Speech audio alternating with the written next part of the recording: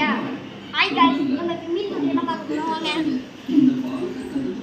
இதான் மாலி ஃபுட் தின்னுட்டு இருக்கு. அங்க ஷார்க் நிக்குது, இங்க டெட்ரா நிக்குது, இங்க டைகர் ஃபிஷ்லாம் நிக்குது.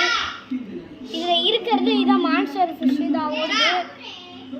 அந்த மான்ஸ்டர் ஃபிஷ்ஷோட இங்க ரெண்டு மான்ஸ்டர் ஃபிஷ். இந்த டெட்ராவும் மான்ஸ்டர் தான். அதுல பல்லு இருக்கு. டெட்ரா மான்ஸ்டர் கிடையாதா சார் சொல்றாரு. அடுத்தது இந்த மாலிலாம் அது என்னடா